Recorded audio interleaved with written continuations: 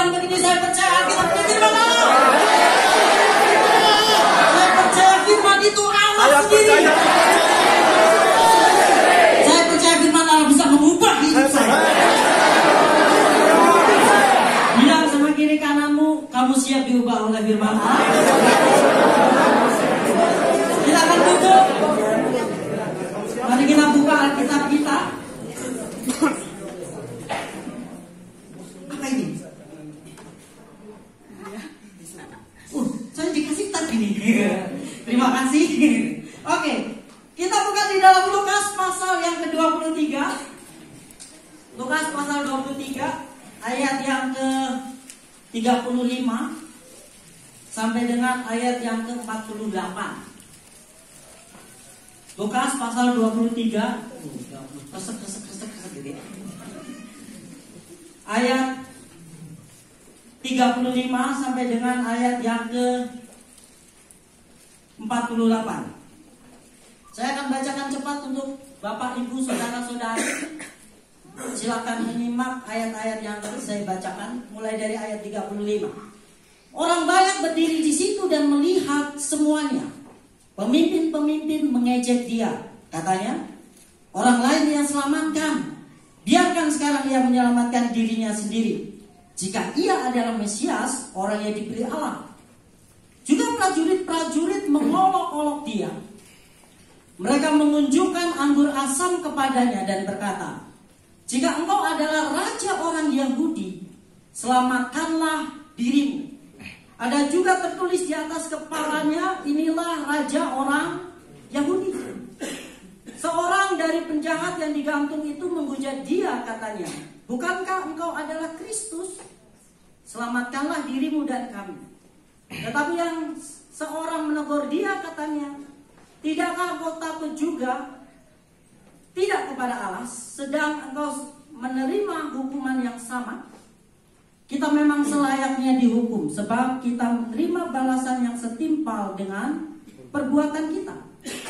Tetapi orang ini tidak berbuat sesuatu yang salah. Lalu ia berkata, Yesus, ingatlah akan aku apabila engkau datang sebagai raja. Kata Yesus kepadanya, aku berkata kepadamu, sesungguhnya hari ini juga engkau akan bersama-sama dengan aku di dalam Firdaus. Ketika itu hari sudah kira-kira jam 12, lalu kegelapan meliputi seluruh daerah itu sampai jam 3. Sebab matahari tidak bersinar dan tabir bait suci terbelah dua. Lalu Yesus berseru dengan suara nyaring, ya Bapa, ke dalam tanganmu kuserahkan nyawaku. Dan sesudah berkata demikian, ia menyerahkan nyawanya. Ketika kepala pasukan melihat apa yang terjadi, ia memuliakan Allah, katanya, sungguh orang ini adalah orang benar. Dan sesudah seluruh orang banyak yang datang berkerumun di situ untuk tontonan itu, melihat apa yang terjadi itu, pulanglah mereka sambil memukul-mukul diri.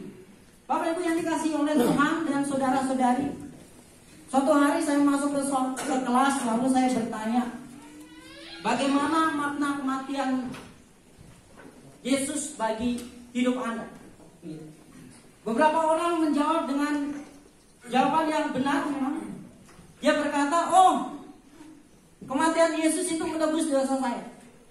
Lalu yang lain lagi berkata, oh, kematian Yesus itu membebaskan saya dari belenggu perbudakan. Ada yang berkata, kematian Yesus itu pembenaran. Ada yang berkata lagi, kematian Yesus itu adalah langkah di mana seorang mengalami keselamatan. Itu semua benar dan sangat dogmatis. Kenapa saya bilang sangat dogmatis? Karena ada banyak cara untuk memaknai kematian Yesus. Secara sosial, Yesus mati karena orang-orang pada waktu itu tidak siap dengan perubahan sosial yang Tuhan bawa. Ketika dia mengajarkan tentang etika kerajaan dan banyak orang tidak bisa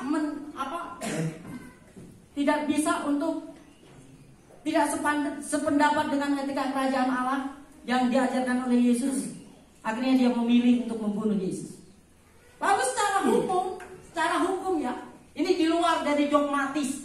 Secara hukum kematian Yesus itu merupakan bukti betapa buruknya hukum waktu itu. Karena di pengadilan mahkamah agama Yesus tidak dinyatakan bersalah. Di pengadilan Pontius Pilatus Yesus tidak dinyatakan bersalah. Di pengadilan Herodes Yesus juga tidak dinyatakan bersalah. Akhirnya balik lagi ke Pontius Pilatus, Yesus tetap dinyatakan tidak bersalah. Tapi ternyata orang yang tidak bersalah pun, ya kan, bisa dijatuhkan hukuman mati karena permintaan publik. Ya. Ternyata betapa hukum itu bisa dibeli oleh orang-orang yang berpengaruh, begitu kan? Ketika publik berteriak salibkan dia, nggak ada alasan untuk salibkan dia. Tapi toh tersalib juga. Betapa lemahnya hukum yang ada pada waktu itu. Betapa rusaknya, korupnya hukum yang ada waktu itu. Ketika orang yang nyata nggak bersalah, akhirnya harus dijatuhi sebuah hukuman. Lalu secara hal yang lain lagi, ya kan? Orang berkata bahwa Yesus mati karena pengkhianatan seorang murid. Ada banyak cara memaknai kematian Yesus, memaknai bagaimana Yesus benar-benar tergantung di kayu salib, di luar semua ajaran dogmatis.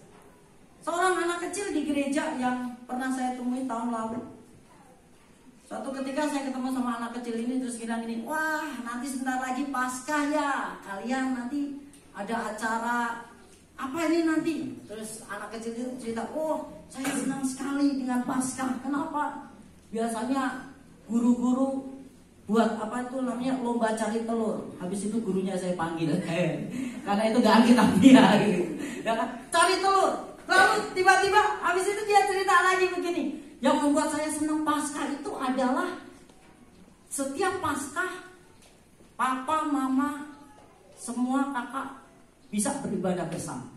Oh, ternyata itu sederhana, tapi itu penting bagi seorang anak kecil, di mana anak ini tidak pernah beribadah bersama papa, mama, dan kakaknya. Ternyata banyak cara orang memaknai kematian Yesus Kristus. Dan biarkan saja orang memaknai dengan berbagai macam sudut pandang yang berbeda. Nah, teks yang barusan kita baca, saya ingin mengajak melihat ada setidaknya 4 orang atau 4 golongan orang yang berada di hari Yesus tersalib, dan bagaimana respon mereka terhadap peristiwa itu berbeda satu sama lain. Setidaknya 4 golongan itu. Yang pertama di ayat 35 kita melihat ada pemimpin-pemimpin. Di ayat 36 kita melihat ada prajurit, gitu ya. Lalu di ayat 39 kita melihat ada seorang penjahat yang digantung entah sebelah kanan atau sebelah kiri. Tapi yang jelas ada di sebelahnya Yesus, tidak di belakang dan di depan. Dan yang di ayat 40 ada orang yang juga disalib di samping, nggak tahu juga di sebelah kanan atau kiri, gitu. Ada orang yang karena mereka berpikir kanan lebih baik, maka yang bertobat itu sebelah kanan. Tapi itu nggak ditulis di Alkitab, gitu kan? Setidaknya ada 4 golongan orang yang hari itu ada di peristiwa Yesus disalib dengan respon yang beragam. Mulai dari saat penyaliban sampai selesai penyaliban, mereka punya respon yang beragam. Dan saya ingin kita belajar bersama dari setiap 4 respon dari 4 golongan orang yang ada di dalam teks ini. Kalau kita lihat di dalam pasal 23 ayat 35, di situ ada kata-kata begini, pemimpin-pemimpin mengejek dia. Di ayat 36 juga prajurit-prajurit mengolok-olok dia. Di ayat 39 seorang dari penjahat yang digantung itu menghujat dia. Tapi juga menghujat, begitu kan? Coba kalau kita lihat di dalam Matius pasal yang ke 27, Matius pasal 27 ayat 44, firman Tuhan berkata begini.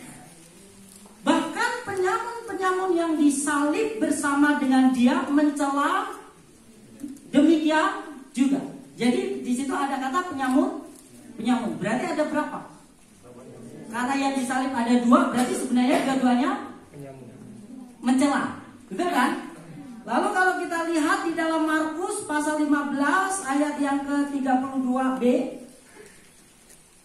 hal yang sama juga ditulis. Bahkan kedua orang yang disalib bersama-sama dengan dia mencela dia juga. Betul? Singkat cerita, 4 golongan ini, 4-empatnya mencela Yesus. Betul tidak? Walaupun ada penggunaan kata mencemooh, mencela, menghujat, tapi itu punya sebuah persamaan. Betul? Pada dasarnya 4-empatnya mencela Yesus. Oke, kita akan belajar pada golongan pertama, yaitu pemimpin-pemimpin. Siapakah pemimpin-pemimpin yang dimaksud oleh teks ini? Kita tahu ini adalah pemuka-pemuka agama, para ahli-ahli Taurat, para Saduki, ya kan, Farisi, orang-orang yang begitu membenci Yesus, orang-orang yang waktu Yesus berkhotbah, seringkali khotbahnya itu mengoreksi dirinya dan dia begitu tersinggung, gitu kan? Dia bukan orang yang baru pertama kenal Yesus, dia berulang kali bersinggungan dengan Yesus. Dan ketika dia melihat Yesus yang selama ini suka menyinggung dirinya, suka menggoda suatu hal yang tidak enak dalam dirinya, sekarang tergantung di kayu salib. Itu kesempatan dia mencela. Oke, engkau yang dikatakan Mesias, orang lain engkau selamatkanlah dirimu. Gitu kan? Kita perlu mengerti, kadang-kadang kita berpikir bahwa Yesus mati hanya sekedar membebaskan kita dari dosa. Tapi sebenarnya Yesus mati bukan hanya sekedar membebaskan dari dosa. Tapi Yesus mati karena ada orang-orang yang tidak mau diutik-utik dosanya. Dan itu adalah kaum Farisi, kaum Saduki, ahli Taurat. Kita perlu paham begini, sungguhkah Yesus mati untuk sekedar menebus dosa? Kalau sekedar menebus dosa, semua orang senang akan dia, betul. Pasti siapa sih yang gak suka akan ditebus dosanya? Semua orang pasti senang ditebus dosanya. Cuman masalahnya, adakah kita senang saat ada dosa di dalam diri kita dan itu disenggol-senggol? Hei, kamu munafik. Hei, kamu melakukan segala ibadah yang begitu luar biasa, tapi kamu gak punya belas kasihan terhadap orang-orang di sekitar. Kita tahu bahwa Yesus mati karena orang yang tersinggung dengan dia dan tersinggung dalam berjamaah, tersinggung berjamaah, dan akhirnya dia menghasut sedemikian rupa, membuat sebuah cara untuk bagaimana caranya Yesus mati. Dan terjadi. Betul? Coba kita lihat di dalam kitab Yohanes pasal yang ketiga. Yohanes pasal yang ketiga ayat yang ke-16 sampai dengan ayat yang ke-20. Yohanes pasal 3 ayat 16 sampai 20, firman Tuhan berkata gini. Karena begitu besar kasih Allah akan dunia ini sehingga ia telah mengaruniakan anaknya yang tunggal, supaya setiap orang yang percaya kepadanya tidak binasa melainkan beroleh hidup yang kekal. Sebab Allah mengutus anaknya ke dalam dunia bukan untuk menghakimi dunia, melainkan untuk menyelamatkannya oleh dia. Barang siapa percaya kepadanya, ia tidak akan dihukum. Barang siapa tidak percaya, ia berada di bawah hukuman. Sebab ia tidak percaya dalam nama Anak Tunggal Allah. Dan inilah hukuman itu. Terang telah datang ke dalam dunia, tetapi manusia lebih menyukai kegelapan daripada terang. Sebab perbuatan-perbuatan mereka jahat. Barang siapa berbuat jahat membenci terang, dan sudah pasti dia tidak percaya sama Tuhan. Supaya perbuatan-perbuatannya yang jahat itu tidak nampak. Oke, ayat 21. Tetapi barang siapa melakukan yang benar, ia datang kepada terang, supaya nyata bahwa perbuatan-perbuatannya dilakukan dalam Allah. Dari teks ini kita bisa melihat, kita sering hafal di ayat 16-nya. Begitu besar kasih Allah akan dunia ini, dia menganugerahkan anaknya yang tunggal, gitu kan? Tapi kita lupa di dalam ayat berikutnya bahwa besar Allah itu, kasih Allah di dalam Yesus itu menerangi setiap kita, dan setiap dosa yang ada di dalam diri kita itu akan diganggu sedemikian. Kalau kita rela untuk dibentuk oleh Tuhan, maka kita orang percaya. Tapi kalau pertemuan dengan Tuhan dan ketika dia mulai menyampaikan hal-hal yang sebenarnya itu dosa-dosa kita, dan kita tersinggung, kita sakit hati, kita kepahitan, gitu kan? Sebenarnya kita tidak pernah datang kepada terang. Hingga pada akhirnya kita akan seperti para pemimpin-pemimpin ini, kelihatan beribadah, tapi di dalamnya penuh kebusukan. Amin. Coba perhatikan diri kita. Mari kita koreksi diri kita. Adakah kita menjadikan Yesus juru selamat bukan hanya sekedar mengampuni dosa, tapi dia yang membuka semua dosa kita, dan kita mengizinkan hal itu terjadi supaya kita bertobat. Atau saat kita ditegur karena dosa-dosa kita begitu pahit hati, kita begitu benci, seperti orang Yahudi, seperti para ahli Taurat.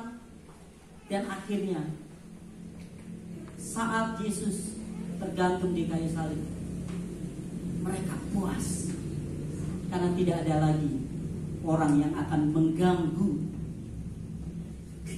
segala kenyamanan dirinya, yaitu dosa. Kita perlu mengerti bahwa Yesus bukan hanya menebus dosa, tapi Yesus juga mau membereskan dosa di dalam diri kita dengan menyadarkan ini salah, ini tidak boleh dilakukan. Amin. Kita perlu paham bahwa Yesus menebus dosa bukan hanya sekedar oke, semua dosamu tak ampuni, lalu dia tidak benar-benar peduli dengan yang masih ada di dalam. Beberapa kali ketika Yesus bertemu dengan orang yang berdosa, ketika dia bertemu dengan orang yang ketahuan berzinah, Yesus berkata, pergilah dan jangan berbuat dosa lagi.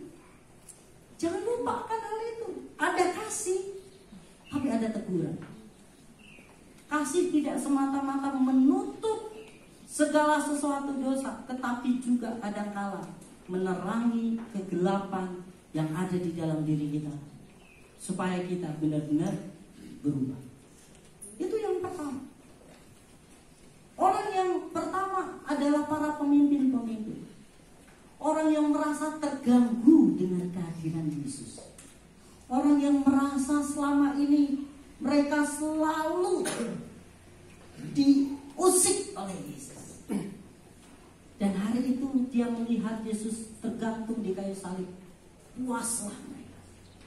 Tidak ada lagi yang akan mengganggu dosa dalam diri. Adakah kita seperti itu? Saya berharap tidak satu pun dari kita seperti itu. Amin.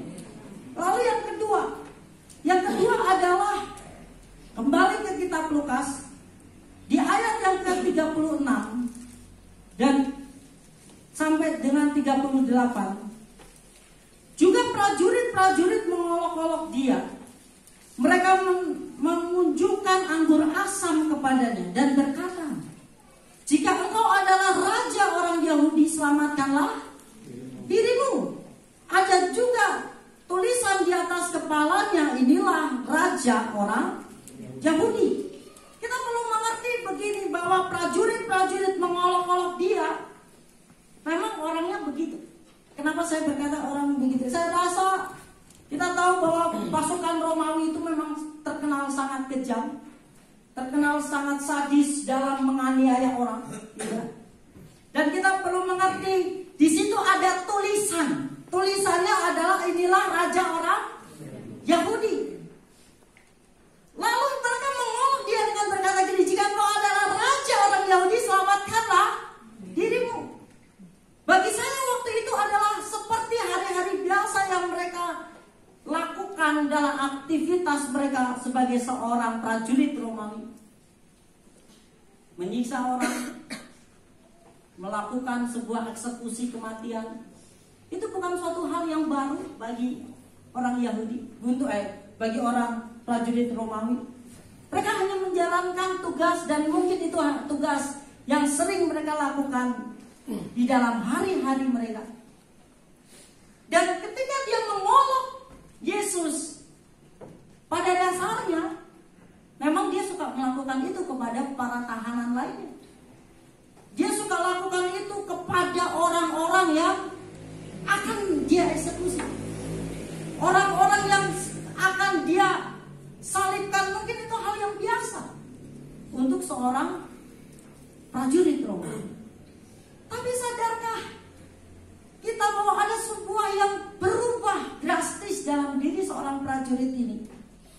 Coba kita lihat mulai dari ayat 44. Ketika itu hari sudah kira-kira jam 12, lalu kegelapan meliputi seluruh daerah itu sampai jam 3, sebab matahari tidak bersinar dan tabir bait suci terbelah 2. Lalu Yesus berseru dengan suara nyaring, "Ya Bapa, ke dalam tanganmu kuserahkan nyawaku." Dan sesudah berkata demikian, ia menyerahkan nyawanya. Ketika kepala pasukan melihat apa yang terjadi, ia memuliakan Allah, katanya, "Sungguh orang ini adalah orang yang benar." Pada waktu itu orang-orang Romawi mereka mengolok Yesus, mereka mengejek sedemikian rupa karena itu kebiasaan mereka, ya kan? Tapi ketika alam berubah, ketika tiba-tiba gelap 3 jam, ya, dan di dalam ayat yang lain ditulis terjadi gempa bumi yang dahsyat, mereka baru sadar ini bukan seperti para tahanan lainnya yang kita eksekusi. Dan dikatakan, Alkitab mencatat, ia memuliakan Allah dan berkata, "Sungguh dia orang benar." Adakah perjumpaan dengan Tuhan membuat kita mengalami hal yang serupa? Kita yang terbiasa dengan perlakuan-perlakuan yang tidak baik terhadap orang lain, kita yang terbiasa dengan kehidupan yang suka melakukan hal yang buruk. Tapi ketika kita berjumpa dengan Tuhan, tiba-tiba kita mulai sadar bahwa hal itu tidak lagi harus kita lakukan. Adakah kita seperti orang perwira ini, seorang prajurit ini? Adakah di dalam segala rutinitas kehidupan kita, saat kita mengalami perjumpaan dengan Tuhan, akhirnya kita mulai sadar akan segala kebiasaan buruk yang seringkali kita lakukan, dan kita mulai melihat Yesus dan mulai melihat betapa buruknya yang sudah kita lakukan. Ini orang yang golongan kedua, orang yang mengalami perubahan saat dia melihat, saat dia punya waktu mungkin hanya 1 hari itu saja bersama Tuhan, tapi 1 hari itu cukup untuk mengubah dari cara bicara yang buruk menjadi memuliakan Tuhan. Itu golongan kedua yang bisa kita lihat. Lalu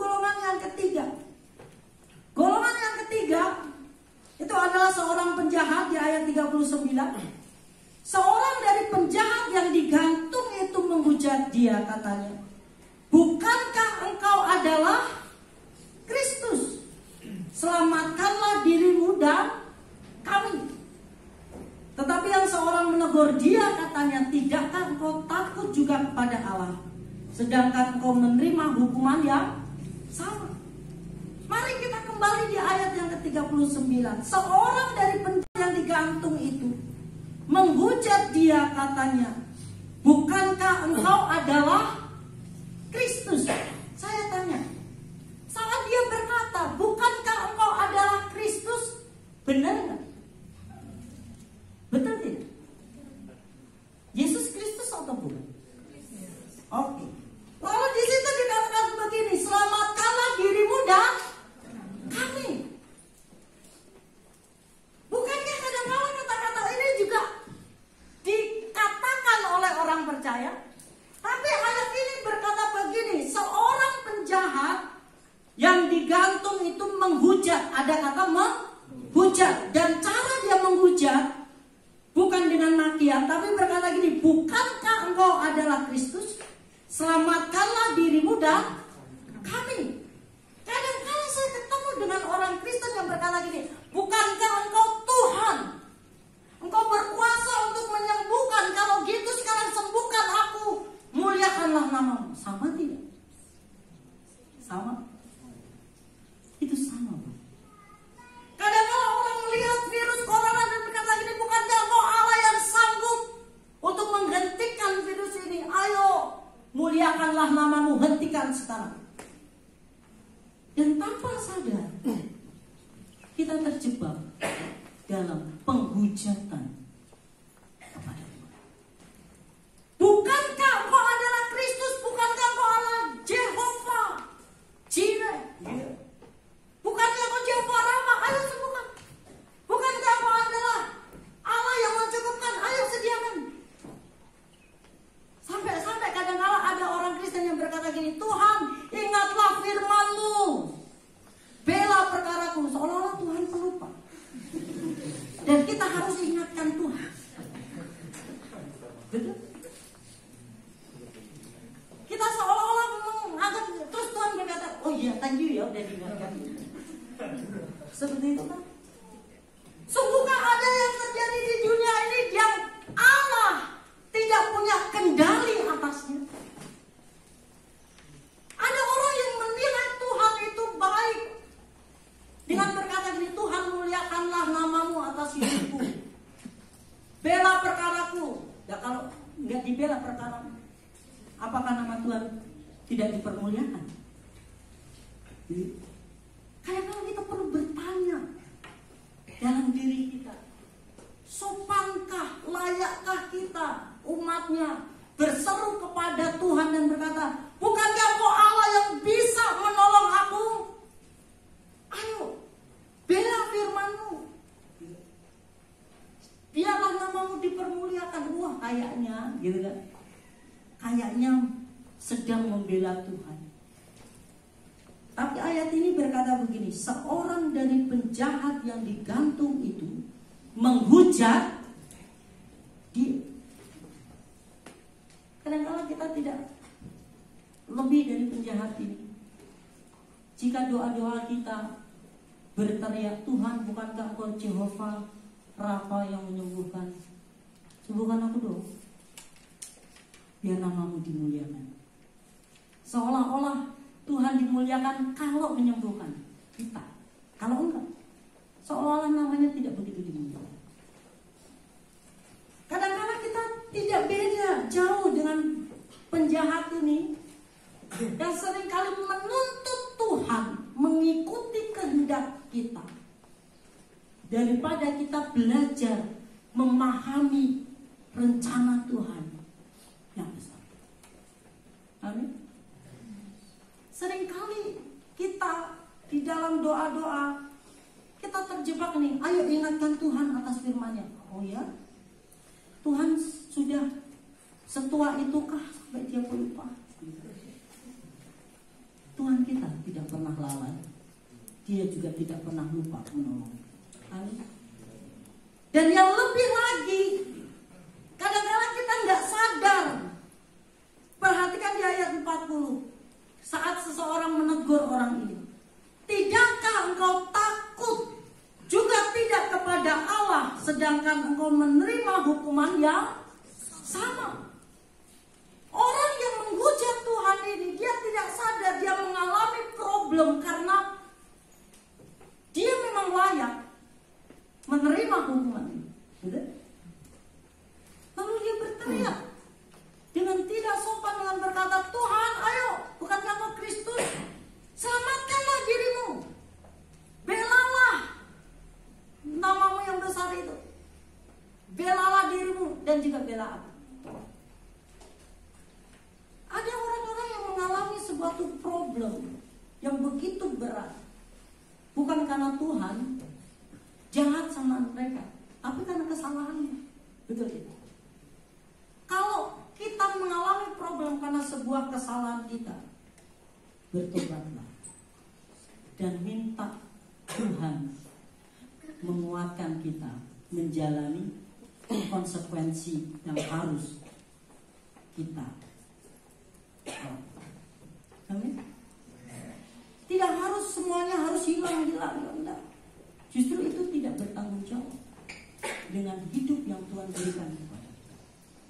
Mari kita belajar dari orang ini. Apakah COVID-19 yang terjadi di dunia dan ini sudah berbulan-bulan belum berhenti dan Tuhan belum hentikan, apakah karena Tuhan tidak punya kuasa untuk menghentikan? Tidak. Tapi Tuhan punya rencana di balik semua. Amin. Sungguhkah Allah harus membutuhkan penasehat untuk mengatur segala sesuatu yang ada di dunia? Dia bisa memutuskan dengan segala kebijakan yang lebih dari apa yang kita miliki. Amin. Itu yang ketiga. Lalu orang yang keempat.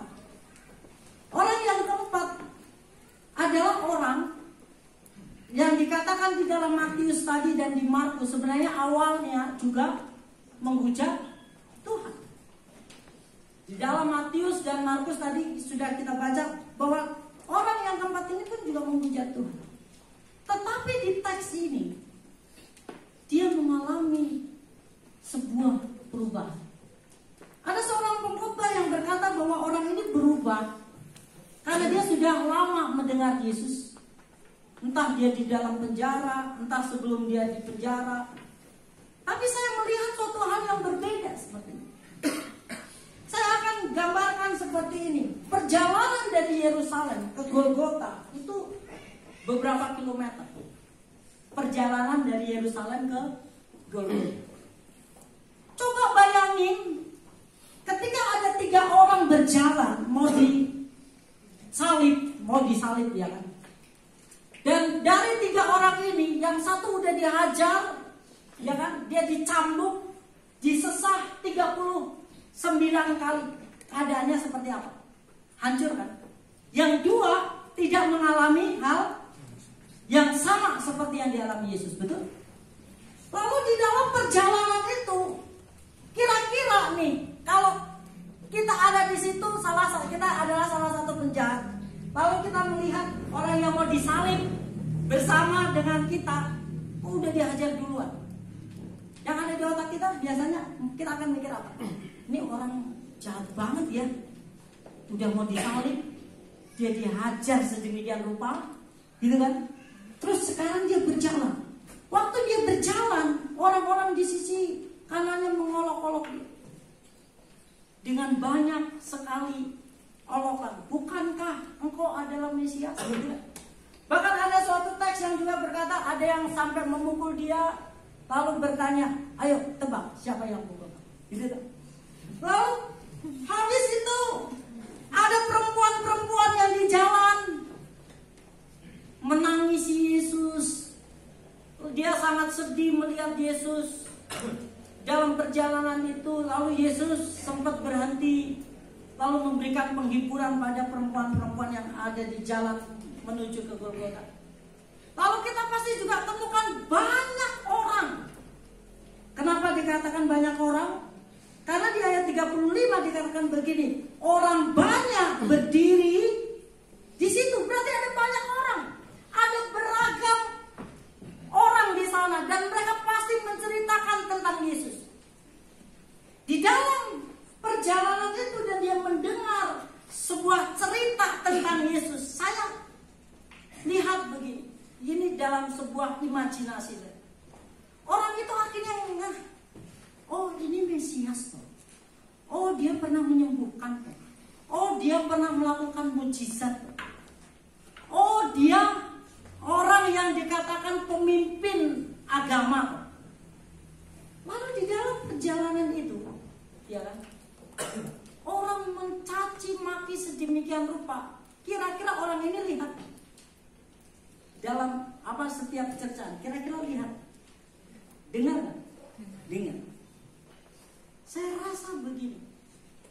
Dan di ayat yang ke-34 masih di dalam pasal 23, Yesus berkata begini, ya Bapa, ampunilah mereka, sebab mereka tidak tahu apa yang mereka perbuat.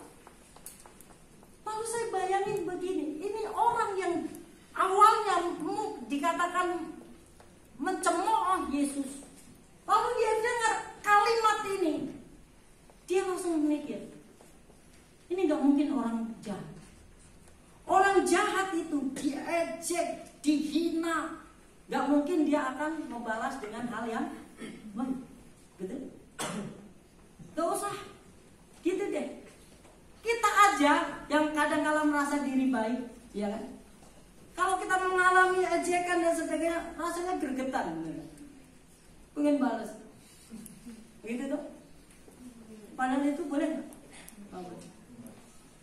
Tapi ini orang ketika dia diajak sedemikian banyak orang, dia berkata, ya Bapa, ampunilah mereka, sebab mereka tidak tahu apa yang mereka perbuat.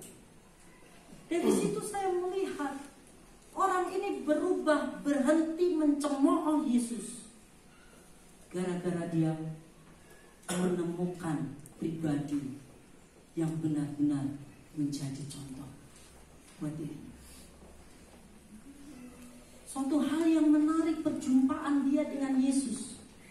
Di ayat 40 dia berkata begini, tidakkah engkau takut juga tidak kepada Allah? Perhatikan kata ini, tidakkah engkau takut tidak juga kepada Allah?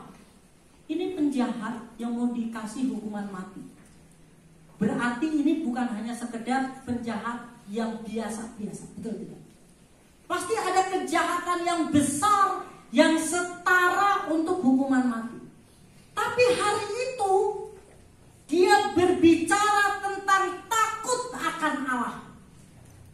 Hari itu sang penjahat dia bicara tentang takut akan Allah karena pertemuannya dengan Tuhan.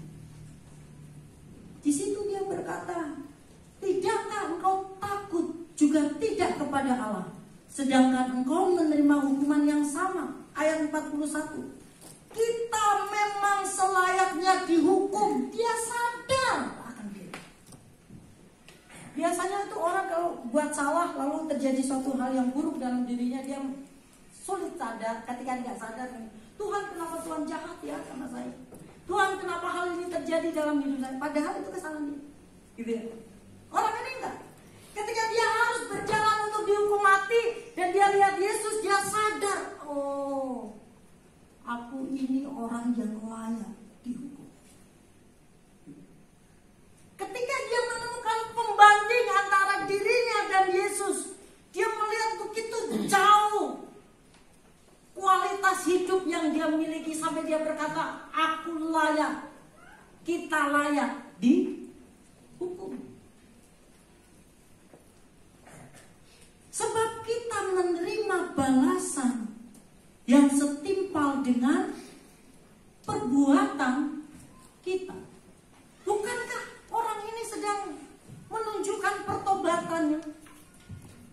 Karena pertobatan adalah memahami dan menyadari akan dosa-dosanya, kesalahannya, dan menyadari bahwa dia layak dihukum. Tapi di tengah kesadaran itu, dia punya pengharapan. Dia berkata begini, Yesus, ingatlah akan aku apabila engkau datang sebagai Raja. Bagi saya dia menunjukkan iman yang sangat besar. Kenapa saya katakan dia punya iman yang sangat besar? Biasanya orang itu berharap kepada orang pribadi yang keadaannya lebih baik, betul tidak? Saya ibaratkan begini. Ketika ada kekurangan lalu mau ngutang ya. Anda mau hutang kepada orang yang Anda tahu dia punya banyak uang atau yang keadaannya lebih buruk dari Anda? Yang uangnya lebih banyak, ya kan? Terus ini, oh nggak punya uang nggak apa-apa, teman kamarku banyak uang, gitu kan? Terus tiba-tiba datangin duit, pinjemin duit, gitu kan? Yang boros juga gitu. Terus ini contoh aja. Terus biasanya orang akan bersandar kepada yang keadaannya lebih baik. Tapi coba lihat orang ini. Kalau Anda melihat Yesus dengan keadaan orang ini lebih baik mana? Keadaannya atau keadaan Yesus? Keadaannya lebih baik dari keadaan Yesus. Yesus sudah dihajar sedemikian rupa. Dia sampai darahnya keluar semua, gitu kan? Dia sudah mengalami luka yang sangat banyak sekali. Di dalam perjalanan mengikul salib dia beberapa kali jatuh karena sudah kehilangan tenaga.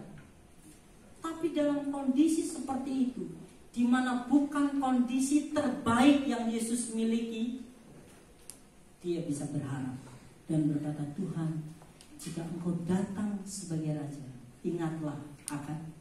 Nah, secara manusia tidak ada dasar untuk berharap, karena keadaan Yesus lebih buruk daripada keadaan.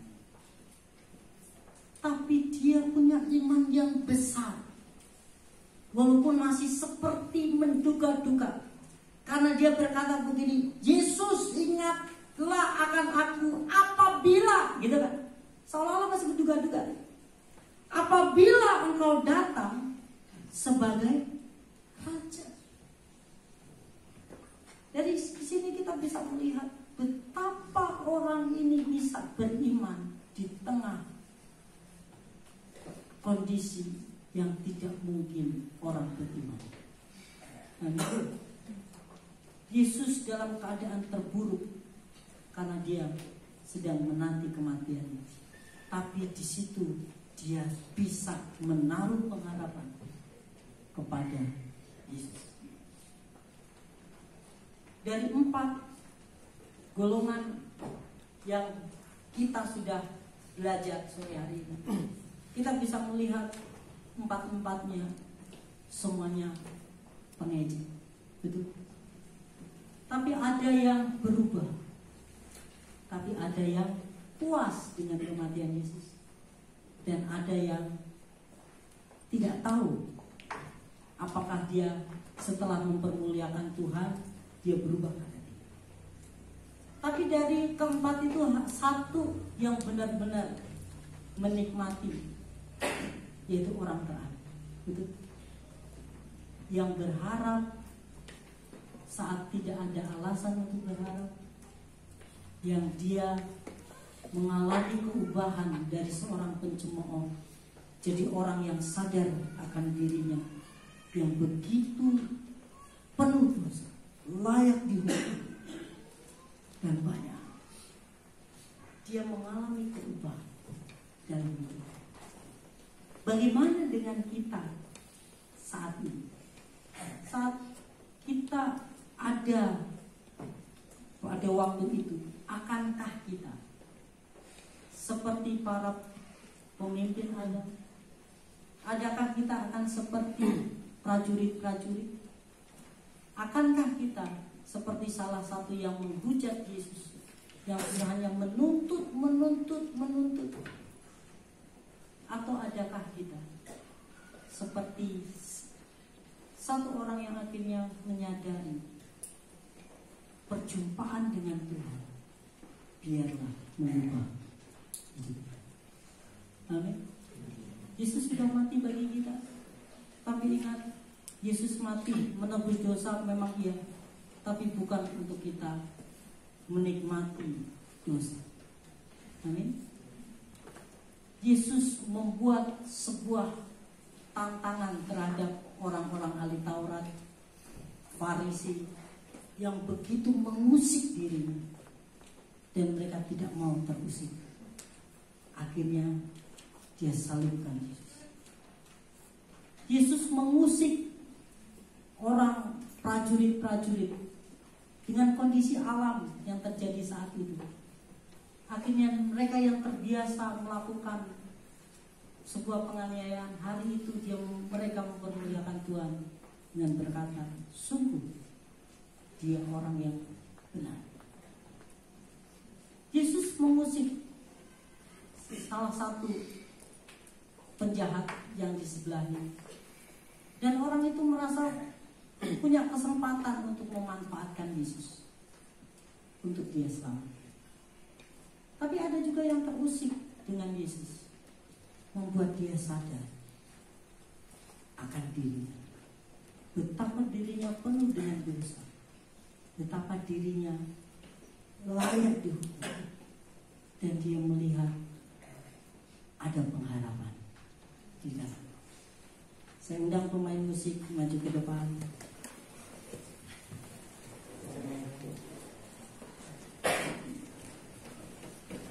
Mari kita sejenak merenungkan arti kematian Yesus buat diri kita.